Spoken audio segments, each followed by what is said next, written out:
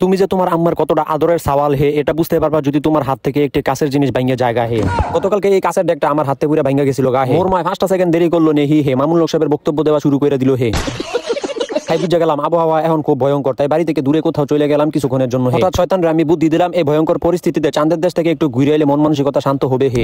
বাসায় আইসা এক বালতি সাদিয়ার চোখের জলদা গোসল করে আবার খানা দানা খেয়ে চলে গেলাম ঘুরার জন্য হে। ঘুরতে ঘুরতে মঙ্গল গ্রহে চলে গেলাম আর সেখানে যাই তো রাত হয়ে গেল, তাই আর কোনো গাড়ি ঘোড়া পাইতেছি না। এই যে মহাকাশের সাইডে দাঁড়ায় রয়েছি, কত ধূমকেতু রকেট আইতাছে যাইতেছে, কিন্তু আমার নেওয়ার লাগে একটা ধূমকেতু আইতাছে না এখন পর্যন্ত। আমিও বয়স্ক শিশুর মতো রাস্তার পাশে দাঁড়ায় দাঁড়ায় ধূমকেতু দেখতেছিলাম হে। হঠাৎ দেখি এক ধূমকেতুর আগমন, তাই আর কোনো কথাবার্তা না বলে ওইটার ভিতরে হান্দায় যাইতে হোক। মাশাআল্লাহ ধূমকেতুর ভিতর উইটা তো দেখতে হোক এত পরিমাণ জায়গা খালি ছিল যে আমি বসার মতো কোনো জায়গায় পাইতেছিলাম না হি হে।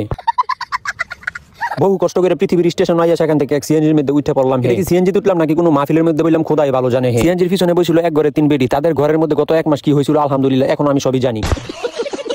যাই হোক রাত অনেক হয়েছে, এখন বাড়িতে যাই দেখি আমার মোট কি একটু পরিবর্তন হয়েছে নাকি এখনো ভিলিয়ানের মোডে আমি আছে।